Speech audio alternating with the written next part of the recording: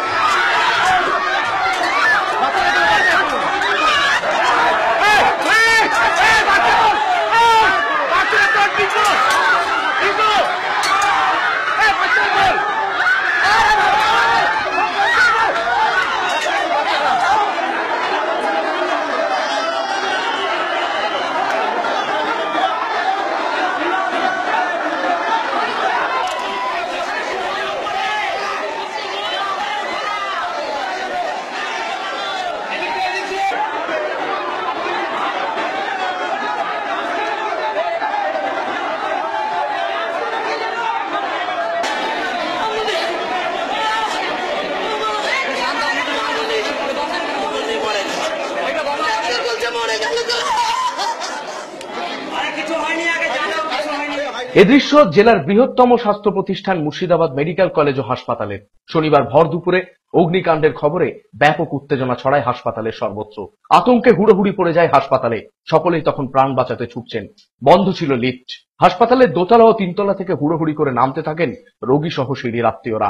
Mail ও female ward ছাড়াও অসুস্থ নবজাতকদের বিশেষ ইউনিট এসএনসিইউ থেকেও কচি বাচ্চাদের নিয়ে বেরোতে যান মা ও অভিভাবকরা। আর তাতেই বাধে বিপত্তি। একমাত্র সিঁড়ি দিয়ে হুড়োহুড়িতে নামতে গিয়ে পদপিষ্ট হয় বহু মানুষ, জখম হয় শিশুরাও। সূত্রের দাবি, ঘটনায় 2 মহিলা সহ এক শিশু কন্যার মৃত্যু হয়েছে।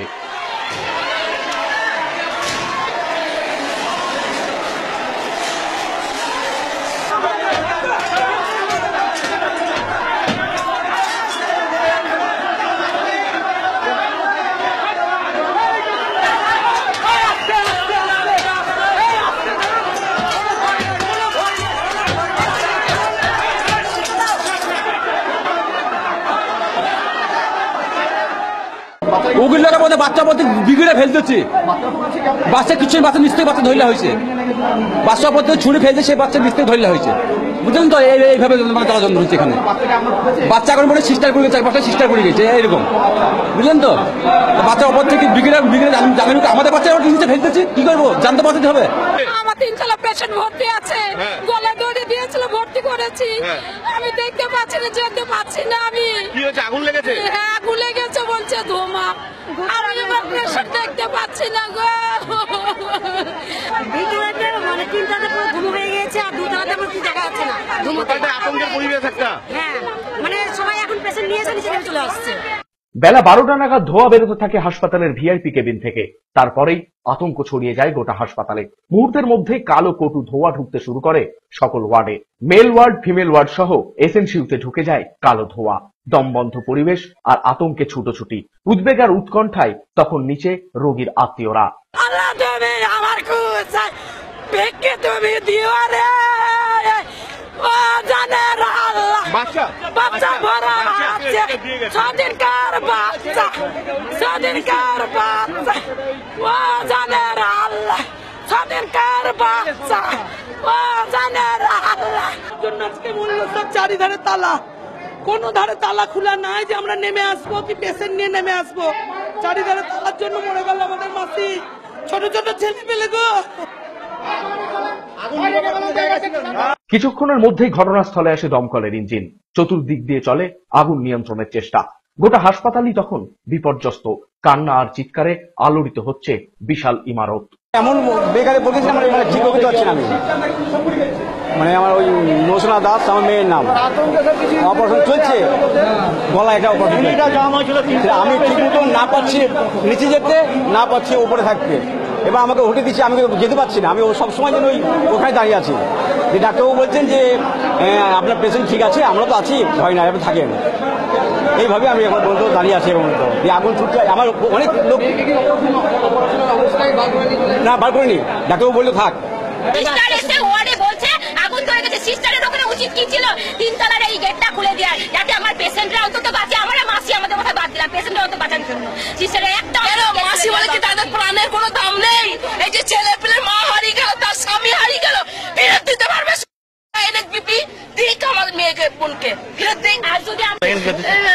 ছেলে ভর্তি আছে, ছেলে ভর্তি ছিল, ছেলেকে দেখতে এসছে আগুনে ধোঁয়াতে। আমরা বেরোচ্ছি, ধোঁয়া দেখতে পাওয়া যাচ্ছিল না। কি অবস্থা আছে?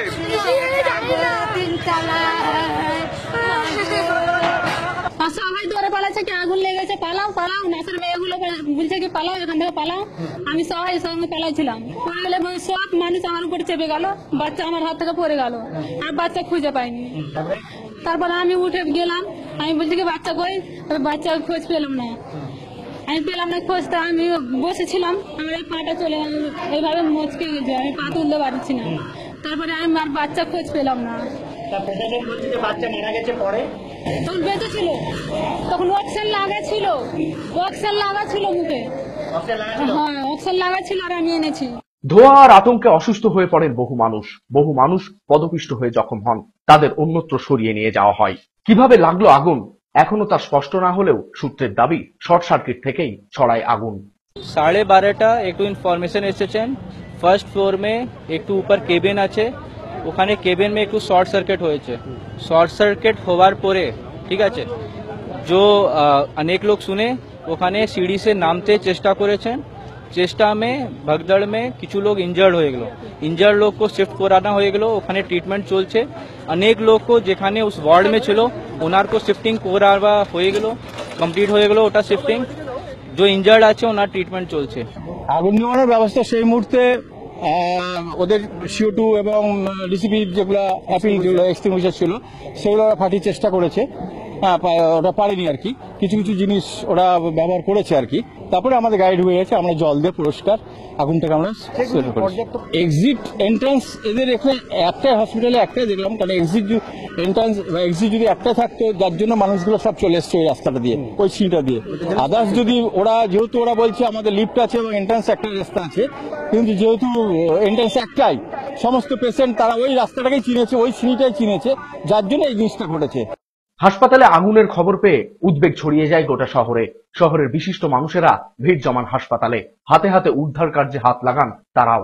শর্ট সার্কিট হয়ে শিশু বিভাগে আগুন লেগে গেছিল, তারপর সেখানে আতঙ্কিত হয়ে সেখানকার রোগীরা এবং বাচ্চারা যারা ছিল এবং আমাদের নার্স যারা ছিল, আয়া ছিল, সকলেই পেশেন্টের লোক মিলিয়ে তখন ছোটাছুটি আরম্ভ হয়।